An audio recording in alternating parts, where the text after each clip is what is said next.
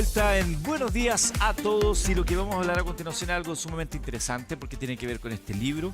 Mira por favor el título: A 4.270 kilómetros diarios de amistades rotas, salud mental y neurociencia, de Florencia Álamos. Es una de las autoras que está acá con nosotros en el Buenos Días a todos, ahí lo vemos en pantalla. Muchas gracias, Florencia, por acompañarnos. Muchas gracias a ustedes por la invitación. Es un tema sumamente interesante. Hemos hablado mucho de la situación de la salud mental en Chile, que se ha acentuado, ¿no?, después de lo que hemos vivido entre el estallido social y la pandemia, pero también de tratar de entendernos con las nuevas generaciones que tienen otra forma de entender el mundo, de mirar lo que a veces genera un conflicto. Yo no sé, parto de la base, si eso siempre ha ocurrido, o sea, siempre la generación precedente tiene algún tipo de conflicto por la mirada que tienen del mundo aquellos que vienen.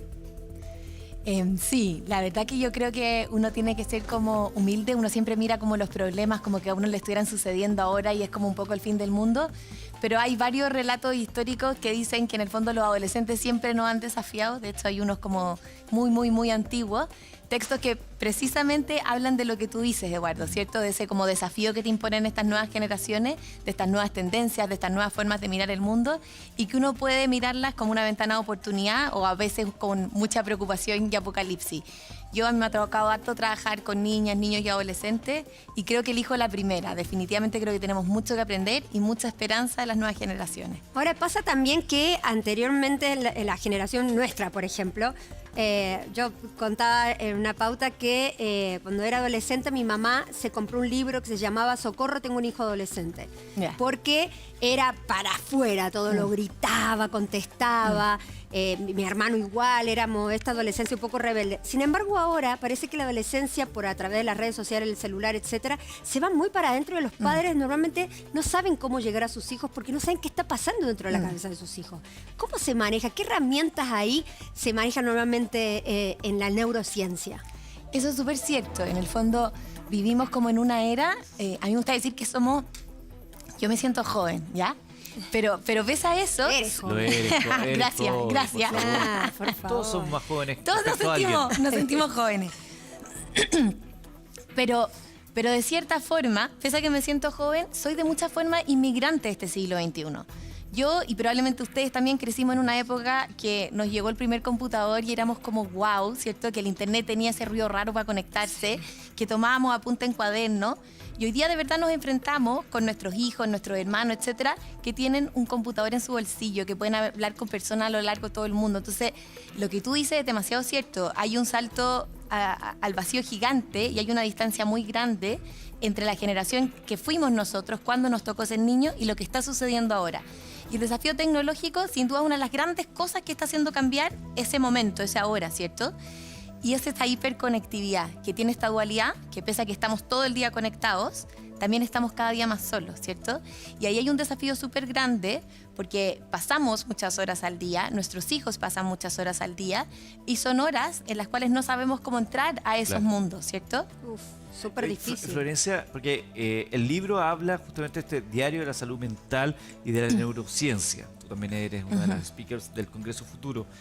¿Cuál es la situación en Chile? ¿Qué podríamos decir de la foto que tomaríamos hoy día, digital por cierto, Sí. de nuestro país? Bueno, una situación súper difícil y yo que acá quiero hablar como sin tabú. Yo creo que tenemos una crisis de salud mental y creo que es una de las grandes heridas hoy día que tenemos abierta en este país y que no se ha tomado con la seriedad y radicalidad que realmente se necesita. A nivel de cifra, hoy día 1 de cada 2 niños, niñas y adolescentes tiene un trastorno de salud mental. Este es un estudio que se hizo en población chilena.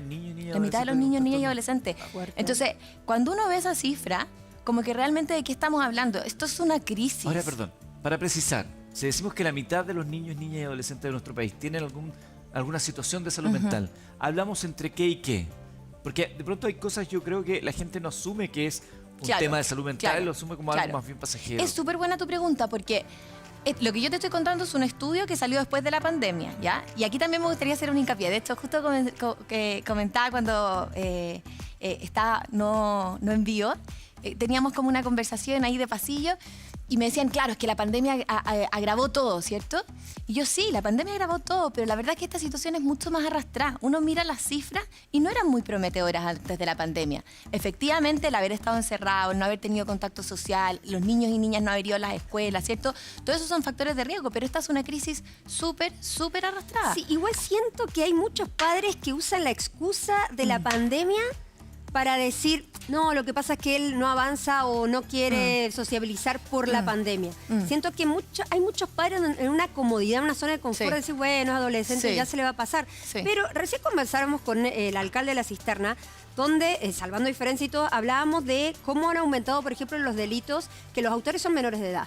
No solamente extranjeros, hay de todo, hay chilenos, también adolescentes. Esto también se debe a la violencia que hay hoy en los jóvenes, es por las redes sociales, tal vez el bullying los lleva a la violencia, es por los videojuegos, es por lo que consumen o es simplemente porque esta vida que llevan un poco más introspectiva lo hace que su mente los atrape en diferentes tipos de fantasmas, por ejemplo. ¿A qué se debe? Sí, es súper buena esa reflexión, en el fondo, cómo llegamos a esta situación.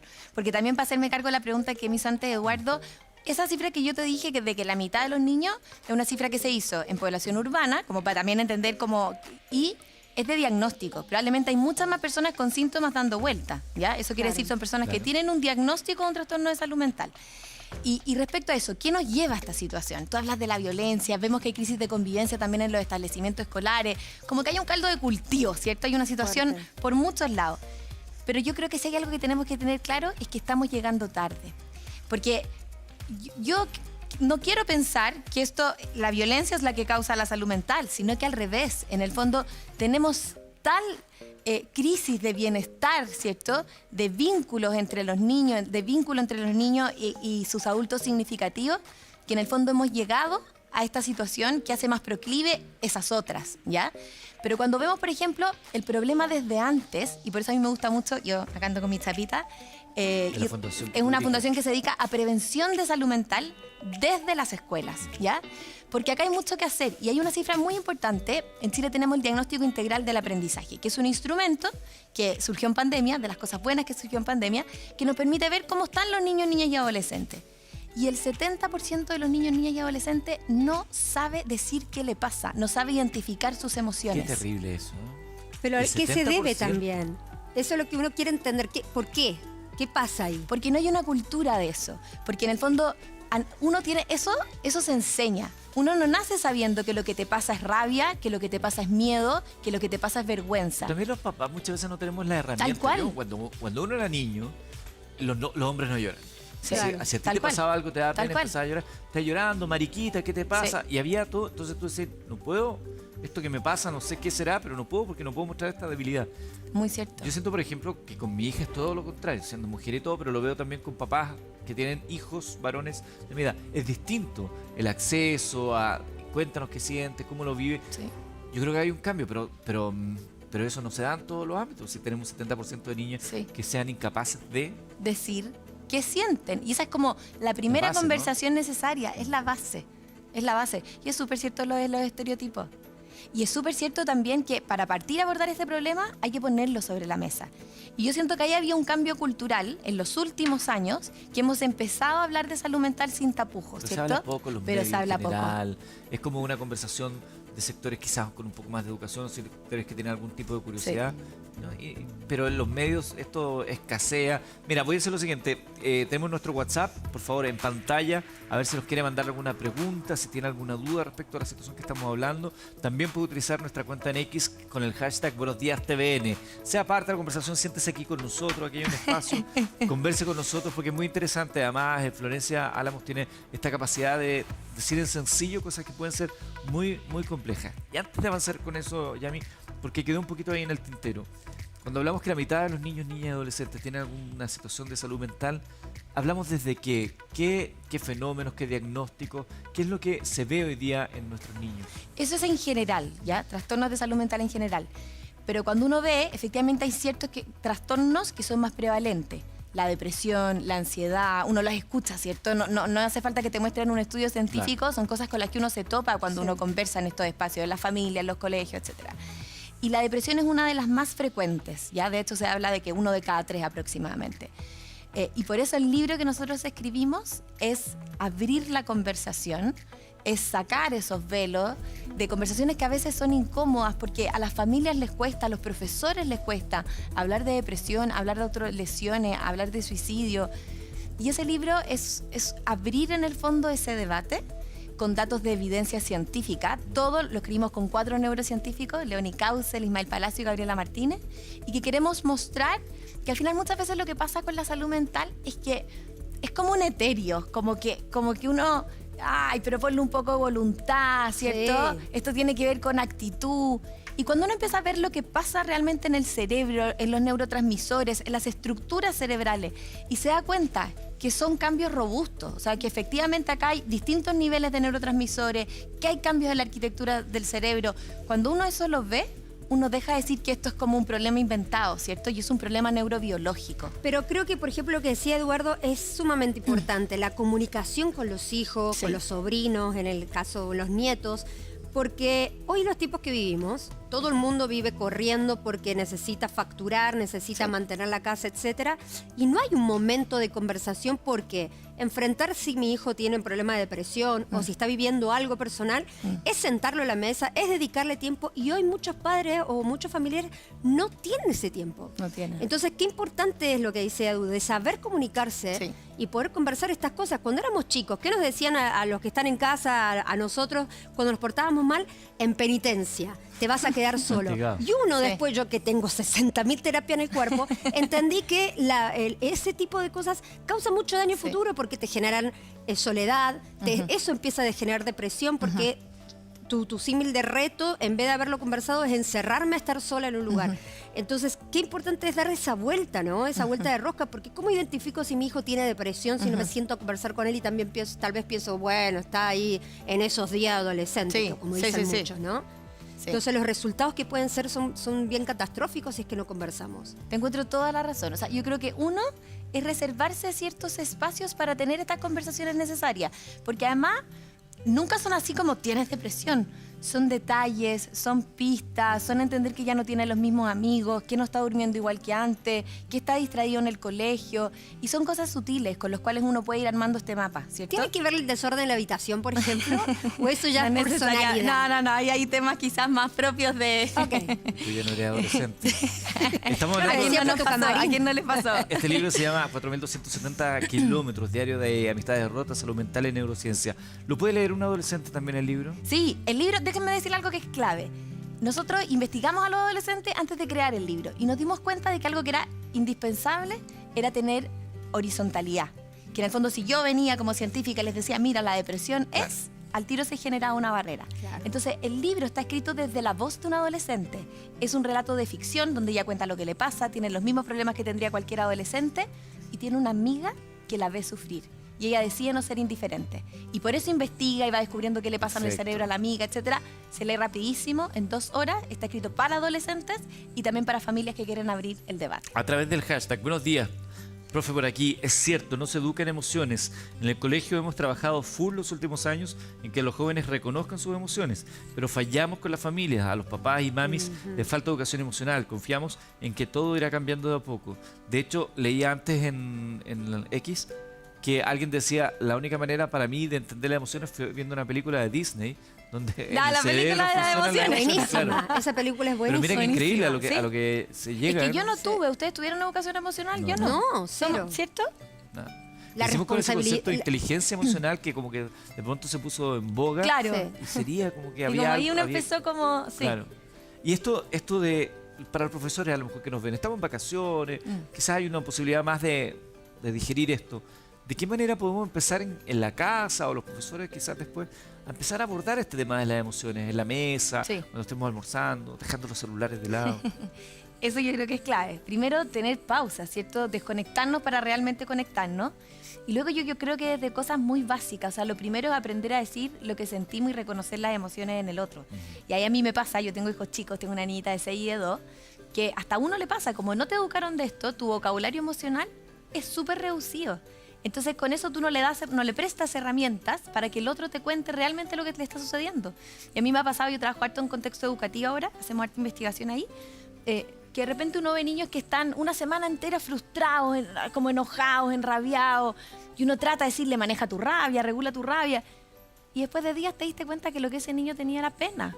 Pena profunda, porque tiene un problema en la familia que apenas te lo cuenta, tú empatizas, pero si nunca supiste que era pena, nunca vas a tener las estrategias adecuadas para poder ayudarlo en esa pena y no en la rabia que tú pensaste que era. Flor, en esta neurociencia, intentando entender estos nuevos cerebros adolescentes, tengo muchas amigas con hijos adolescentes que conversamos a diario el por qué los niños de ahora son tan sensibles a todo, ¿no?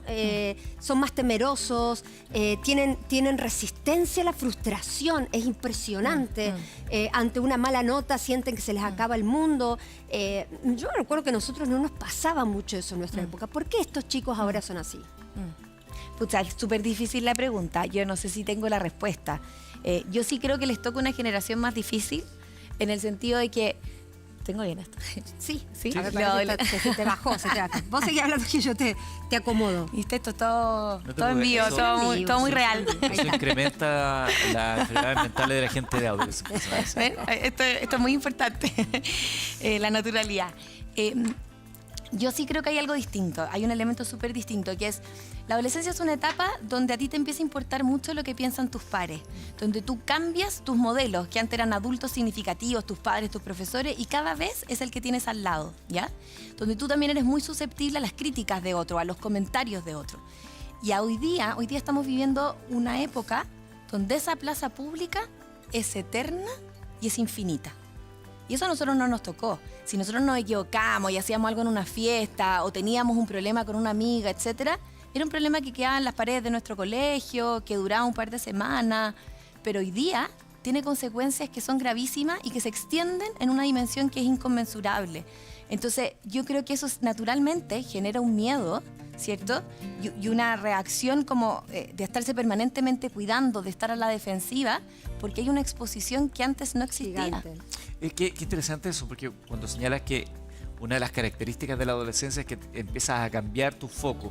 Ya no son el adulto significativo, sino que son tus padres y la opinión de ellos se torna muy relevante.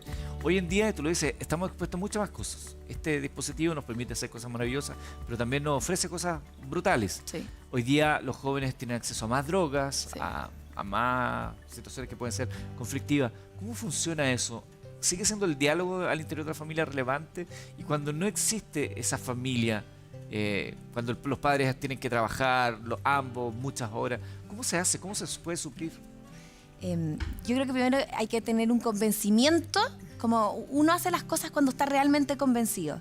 Si uno está convencido que ese diálogo puede cambiar los cursos, las trayectorias, las elecciones que van a tener mis hijos, yo creo que es más fácil darse el espacio.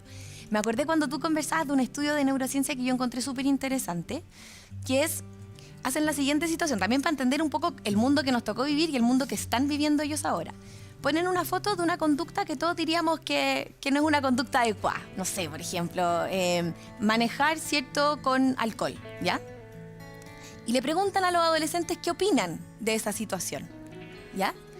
Y opinan que está mal, que no corresponde, que no hay que manejar mientras se consume alcohol. Y uno dice bien, y uno ve como una actividad cerebral, perfecto. Y después en el mismo experimento, y ven qué pasa si a esa misma foto yo le pongo infinitos likes, en el entendido que hay como una aceptación social Perfecto. de ese evento. Y cambia. Cambia. Cambia la percepción respecto a la situación y cambia la actividad cerebral respecto a esa situación. Entonces, yo soy una fanática de la democratización del conocimiento. Todos tienen que ir al Congreso Futuro. Encuentro que es un lujo que lo tengamos en Chile. Es buenísimo. Es buenísimo. Y encuentro que ese tipo de cosas, cuando tú sabes, te empodera. Porque te ayuda a entender la dimensión. Y esa situación, de esa percepción que cambió del cielo a la tierra, ¿cómo se soluciona? Con una conversación. Claro. El poder de una conversación. Oye, y dentro de este mismo ámbito, entendiendo la adolescencia como ese momento de la vida por el que todos transitamos, salimos más o menos rasguñados de ahí, pero bueno.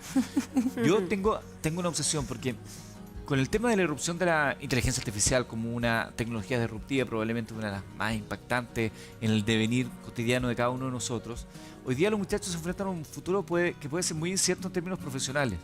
Las carreras, nosotros cuando llegamos al momento de tomar decisiones, había carreras que más o menos iban a perdurar en el tiempo. Hoy día nuestros hijos están estudiando en colegios y cuando termine la educación formal, hay carreras que hoy día no existen y que van a desarrollarse, algunas que a lo mejor eran tu anhelo, tu sueño y que van a dejar de existir porque no son lucrativas, no son eficientes, porque la inteligencia artificial, la robótica, habrá suplido todos esos espacios. ¿Cómo enfrentan hoy día los jóvenes esa percepción de incertidumbre respecto al futuro laboral que sigue siendo relevante en la existencia de las personas? Es súper difícil porque es una realidad y tenemos una escuela que no está preparada para el mundo que existe hoy en día y menos para el que va a existir en el futuro. Entonces, evidentemente, ellos lo perciben. Obvio que lo perciben. Entonces, tenemos una escuela, estamos hablando a cierta hora que fue la PAES, estamos hablando de la PAES, hablamos del CIMSE, hablamos de las habilidades de lectoescritura, en matemática, que son súper importantes. Pero con lo que tú acabas de decir, aparecen otras cosas que son tremendamente relevantes. Sabemos que tenemos que tener jóvenes flexibles, porque la automatización va a hacer que cada vez los empleos cambien a un ritmo que no tenemos ni pensado, ¿cierto? Sabemos que va a ser cada vez más importante el pensamiento crítico, la formación de la ética, puros dilemas morales. Ellos se van a enfrentar a puros dilemas morales. Y nadie les está educando cómo se va a responder a eso. Y lo último es que en el fondo vivimos hoy día en una sociedad donde se está deshumanizando a la persona, ¿cierto? Donde todo lo que ustedes decían, esto de estar hiperconectados, pero a la vez estar más solos, esto de tener como, de estar potenciando menos nuestras funciones sociales, y las máquinas se están humanizando, ¿cierto? Vivimos como en este contraste. Y yo creo que ese ingrediente tiene que estar en la educación chilena. De hecho, cuando se ven como los empleos que van a perdurar, la automatización, todas las tareas en el fondo que son más estructuradas, etcétera, son las que se van a automizar. Pero las que requieren empatía, las que requieren colaboración, las que requieren en el fondo ser capaz de relacionarte con otros son las que van a perdurar. Y ese ingrediente hoy día está olvidado. Pero que es difícil además porque si se va a poner de manifiesto la necesidad de tener empatía, estas habilidades blandas. El otro día leía un estudio en LinkedIn que decía que hoy día te contratan a ti por tus habilidades duras y te despiden por la falta de habilidades blandas. Bueno. Qué increíble además, porque eso que no se estudia, que se tiene que ejercitar. ¿Cómo empezamos a pedir empatía en una sociedad que te ha enseñado a rascarte por tus propias uñas y donde la competitividad está más presente que la colaboración? Sí. O sea, yo creo que tiene que haber un cambio generacional. Yo creo que todas estas cosas que están pasando tienen que ser el hilo conductor para que cambiemos esto desde las bases. ¿Dónde están las bases? En la educación. Yo creo que tenemos que tener una ecuación más integral. Yo ahí discrepo, ¿no? Encuentro que esta nueva generación es mucho más generosa y colaborativa que la nuestra. Lo veo en la música, lo veo en los trabajos, lo veo hasta en los mismos juegos donde compiten. Como que antes nosotros éramos más individualistas, siento. Y creo que en defensa un poco de tanta crítica que le damos a los adolescentes de esta nueva generación, es que también es gente con, como tú hablabas, de esta capacidad moral, ¿no? De saber pararse ante lo que quieren, porque a pesar que tienen una gran sensibilidad, también me llamó la atención, por ejemplo, en Argentina, con el nuevo presidente, con Milei, la mayoría de los votos salió de los jóvenes. Y les preguntábamos por qué, lo conversaba con hijos de amigas y me decían, queríamos un cambio, y en nuestra época yo recuerdo a nuestros padres decir, no, prefiero votar a este porque prefiero quedarme acá antes que el cambio me da miedo. Ellos no, vamos por el cambio, ¿qué más vamos a perder? Queremos un mundo nuevo. Y eso también me parece que habla muy bien de esta nueva generación. Creo que hay más responsabilidad emocional, creo que sí es más colaborativa y que sí tienen más peso moral que lo que eran antes. A mí me encanta el protagonismo que tú le das a los adolescentes, porque yo también creo que, pese a que a veces hay cosas que a uno le cuesta entender, yo creo que ellos son los protagonistas de esta era y del futuro, o sea, de eso no hay duda.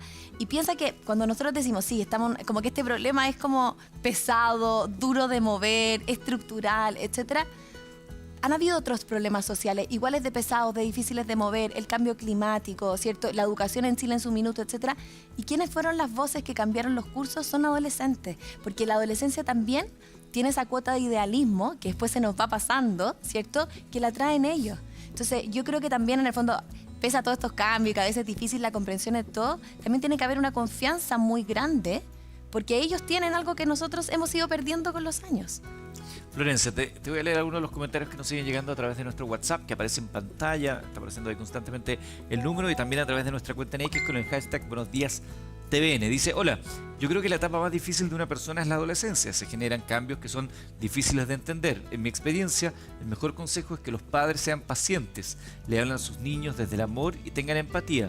Todos pasamos por esa etapa y nuestros jóvenes son el futuro de mañana. Ayudémosles a ser fuertes, valientes y conservemos con ellos y y conversemos con ellos con cariño, está bien. Toda la razón. O sea, después mándame pantallazo porque le haría caso en todo lo que dice. Te voy a reenviar esto a tu WhatsApp. Sí, todo.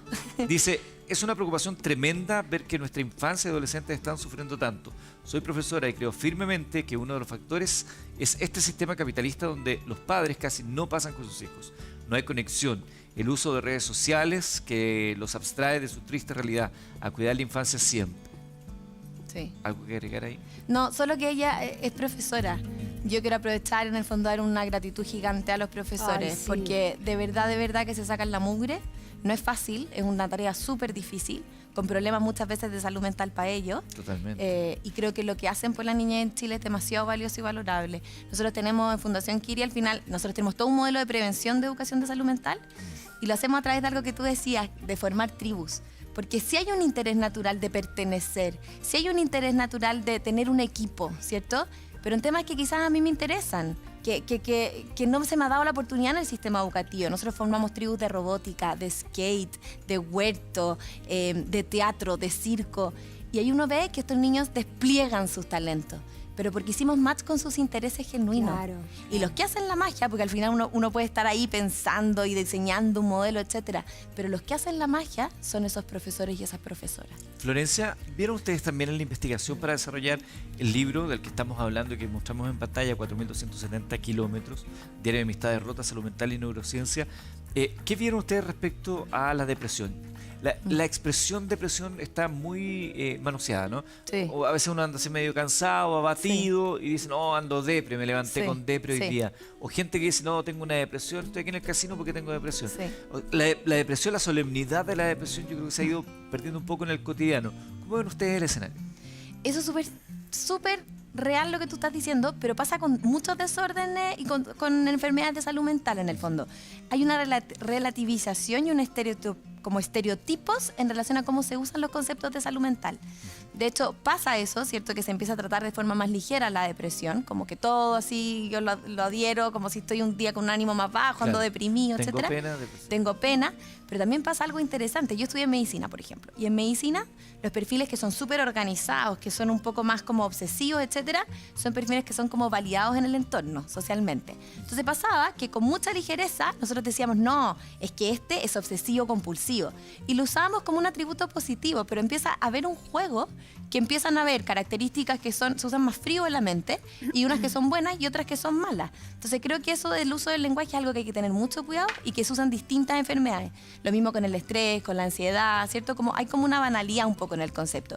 Y como papá también, ¿cómo se dan cuenta si está bajoneado o si realmente está deprimido? Ah, qué buena pregunta. Cuando en el libro, el libro está todo explicado a través de dibujos. Hay un sketch en el fondo que precisamente responde eso.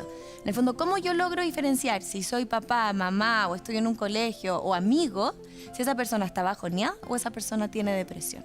¿Ya? Que ahí tiene que ver con la persistencia de los síntomas, son varios síntomas, etcétera. Igual mi recomendación es que, miren, algo que me gusta mucho del libro es que generalmente cuando hablamos de salud mental pensamos en médicos, ¿cierto? Pensamos en el contexto de salud. Y hoy día la salud mental tiene que ser enfocada desde la comunidad, porque probablemente el médico va a ver súper tarde. Y eso es lo que pasa. Generalmente al médico llegan cuando ya estamos en situaciones de riesgo, situaciones más difíciles, terminales, un intento de suicidio. Pero la verdadera, en el fondo, capacidad de dar vuelta a este asunto es que tú como amiga, tú como mamá, tú como hermana, seas capaz de ver esas pistas. Pero también normalizar el tema de la salud mental. Porque Hablarlo, mucha gente totalmente. lo toma como un tabú, como Sí. le da vergüenza decir que va a terapia o le da vergüenza decir que está yendo a un psiquiatra. Alguien me decía la otra vez una frase muy graciosa, le decía, ¿haces terapia? Sí. Voy a terapiarme para todos los que no se terapian. Toda la razón. Entonces, claro, claramente Sí. hay mucha inconsciencia sobre Sí. este tema también. Sí. Creo que es relevante mencionarlo, de que si de verdad te sientes mal, de que si pasan días y no sales adelante, hay que ir a buscar Hay que ayuda de pedir salud mental. ayuda. Y si vas a un psiquiatra, hacer un tratamiento constante. Hay gente que toma y a las 4 semanas dice, no, bueno, ya me sentí mejor y la dejo. Y la gente no tiene medida del daño que eso causa en uno y el que causa es en el resto también. Y eso es súper cierto, como hay una reticencia, ¿cierto? Como al tratarse, Total. como mucha gente o abandona tratamiento o no espera, a veces los tratamientos se demoran, en el fondo porque tienen que ir generando efectos en el cerebro que no son inmediatos, Y hay una falta de conocimiento respecto a todas esas cosas que hacen que la gente abandone tratamiento o nunca llegue a tratarse. Y a mí me gusta que en el fondo cuando uno habla de neurociencia, porque explica qué pasa en el cerebro. Y cuando tú te das cuenta que hay por ejemplo, un neurotransmisor que es capaz de hacer una función súper importante, que está bajo y que por eso te tienes que tomar un remedio que lo que va a hacer es estabilizarlo al nivel normal, uno le toma una salida distinta, ¿cierto? A mí yo pongo este ejemplo. Si uno se le quiebra un hueso, ¿cierto? A nadie le cabe duda que tiene que ir al doctor y que se lo tienen que arreglar. A nadie le dirían que es un tema de actitud, ¿cierto? Que, ay, no, pero es que ponle entusiasmo y mañana el hueso te va a parecer reparado. Los trastornos de salud mental son igual de serios, pero no vamos al doctor y les decimos muchas veces a las personas que es un tema de voluntad. Además, el porcentaje de personas no diagnosticadas es brutal. ¿Sí?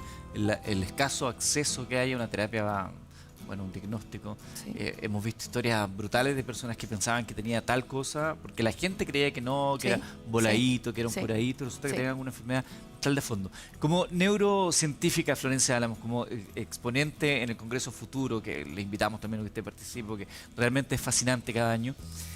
A mí me gusta mucho hablar al respecto de eso. Por ejemplo, el año pasado yo estaba muy entusiasta cuando leí que un equipo del Johns Hopkins había logrado completar el mapeo del cerebro, de las conexiones del cerebro de un insecto. Y que esto abría una ventana de posibilidades muy grande y que se podía empezar a extrapolar también lo que ocurre con nuestro cerebro. ¿Hacia dónde van los grandes entusiasmos de la comunidad científica en materia de neurociencia para entender cómo funcionamos nosotros las personas? Son infinitos. Es que a mí algo que me fascina de la neurociencia es que es muy amplia. O sea, hay investigadores de neurociencia que estudian economía, teoría de juego. Yo mi investigación tenía que ver con temas más clínicos, con Parkinson. Y hoy día estoy súper involucrada en educación. De verdad que la neurociencia se puede meter en evolución, lenguaje, se puede meter en múltiples dimensiones en el fondo de la persona humana. Yo creo que hoy día una de las preguntas que está abierta y una de las más importantes es cómo las neurotecnologías y las tecnologías en general van a influir en nosotros como especie. Y siento que es una pregunta abierta, es una pregunta que es como algo que está sucediendo, todavía los datos no son concluyentes para decir es esto o es esto. Hay ciertos atisbos, hay experimentos súper interesantes, pero está por verse. Es como una película que está partiendo y la estamos viendo ahora. Además, fascinante, porque cada vez más son las posibilidades de híbridos de seres humanos, entes biológicos, con elementos externos que pueden de alguna manera... ¿Viste? Es un señor que andaba con una antena. ¿No lo viste nunca? No. Un tipo que anda con una antena y es capaz de a través de esa antena percibir frecuencias, ondas y le permite tener en su cerebro una experiencia distinta. Wow. Ese tipo de mutantes que se hacen llevar muchas veces es algo que se cada vez más frecuente. ¿Hacia dónde nos va a llevar eso? Claro. Y algo súper interesante es que siempre hemos estado acostumbrados que los que llevan como la batuta de la frontera del conocimiento siempre ha sido la academia, ¿cierto? Y hoy día está sucediendo algo que nos está cambiando las fichas en el tablero. Porque las grandes revoluciones tecnológicas, incluso los avances, yo he trabajado mucha parte de mi vida en neuromodulación, que en el fondo es cómo tú modulas los circuitos del cerebro y cómo tú, con distintas tecnologías, lees la respuesta que tiene la actividad cerebral. Y yo fabricaba mis chips y era súper entusiasta y estaba muy feliz porque mis chips tenían muchos canales, que eso te permite medir distintas poblaciones neuronales. Hoy día lo que ha hecho Elon Musk es una locura, es una locura. Los chips que él es capaz de fabricar, las dimensiones, la resolución que tiene, no la tenemos en los laboratorios. Entonces hoy día la generación de conocimiento está cambiando de mano. Y eso creo que es algo que también hay que mirar con mucha atención y con mucho cuidado, porque eso tiene que ir de la mano de regulación. Además, todos estos fenómenos tecnológicos se van desarrollando con mucha rapidez. Usted que está en su casa y que de pronto usa ChatGPT y se asombra con lo que es capaz de hacer eso, es una tecnología que hace rato está conocida, pero que hoy día se ha masificado. Lo que hoy día no conocemos y que se está trabajando en laboratorios puede ser 50, 100 veces más sorprendente que eso. Tal cual. Uno está mirando el pasado, de cierta forma. Exactamente. En estas materias uno ve el pasado, pese que sigue uno quedando con la boca abierta y dice, wow, ¿dónde vamos a parar? Yo creo que sí, qué miedo. Cuando se ven las cámaras digitales, yo escuchaba a un científico que decía, no sé dónde vamos a parar. Hoy día tenemos cámaras digitales de mucha más resolución que la que se presentaba en ese momento en tu teléfono celular, y no solamente eso, una infinita capacidad que te ofrece de racionamiento, de ideas, de generación. Es fascinante. Tengo más mensajes. Ya, Más vamos. mensajes nos llegan acá a través de nuestro WhatsApp y también a través de nuestras redes sociales. Dice... Hola, tengo un hijo de 14 años, intento todos los días sacarlo del dormitorio. Lo invito a caminar, salir, vitrinear, ya no sé qué hacer para que se interese por algo que no sea su computador, su celular o simplemente salir de su pieza. Wow. ¿Hay alguna estrategia? Yo tengo un tip para él. ¿Ya? Después que me cuente si le funciona o no.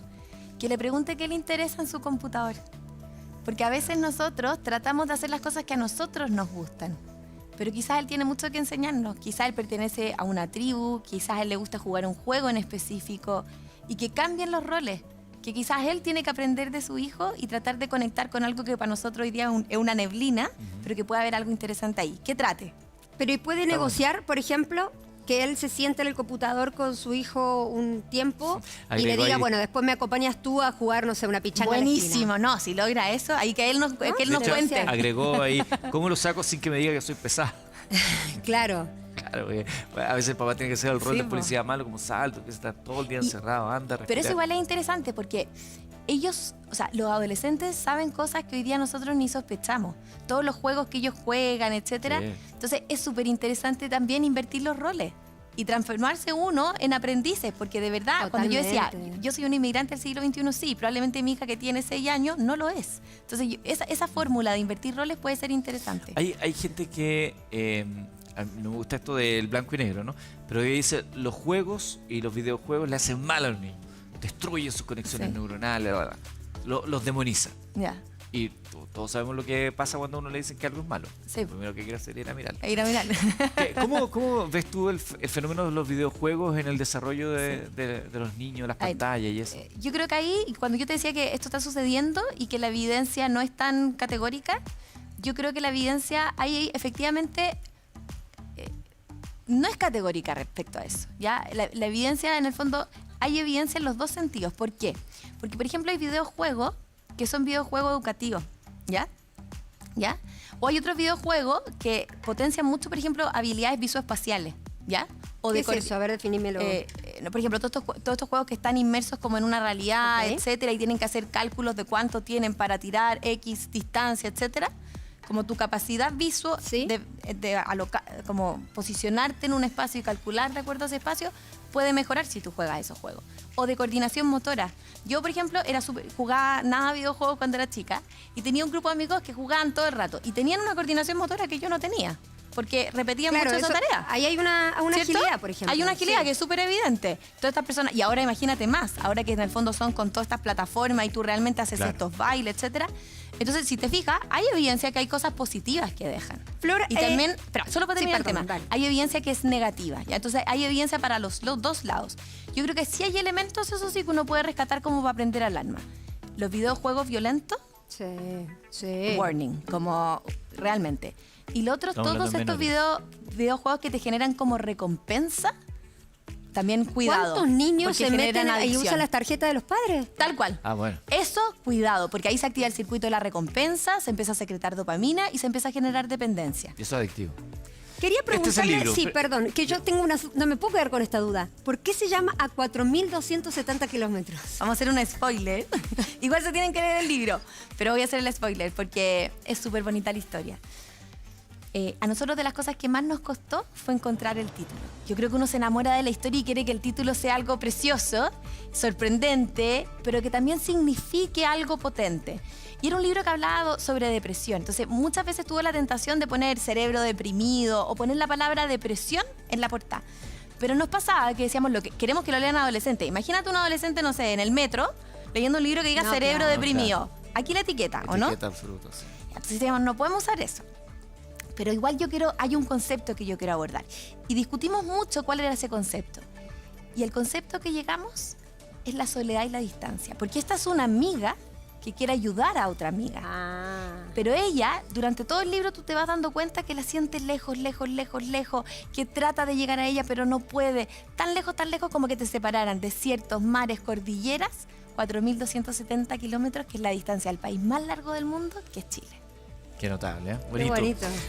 Ya lo saben, el libro A 4.270 kilómetros de Florencia Álamos, Leonie Kausel, Gabriela Martínez e Ismael Palacio, ilustrado por Camila Cruz, es parte de lo que hemos presentado. Y si usted es atento ahí, dice @Cerebro Sin Filtro, busquen esa webserie que es muy buena. Sí. Cerebro Sin Filtro. Muchas gracias por venir, Gracias. Florencia, y espero que nos veamos pronto Muchas por acá gracias. para seguir hablando de Sí. estos temas, porque generan mucha curiosidad y a todos nos gusta también ir conociendo un poquito más. Gracias a Muchas ustedes por la invitación. Yo quiero agradecer a todos los jóvenes que nos ayudaron a construir construir ese libro, y también a Marcio Laverri, que fue nuestra editora científica. Perfecto, muchas Muchas gracias. gracias. Suerte en el Congreso Gracias a ustedes. futuro. Hacemos una pausa pequeñita y ya regresamos acá. Buenos días a todos.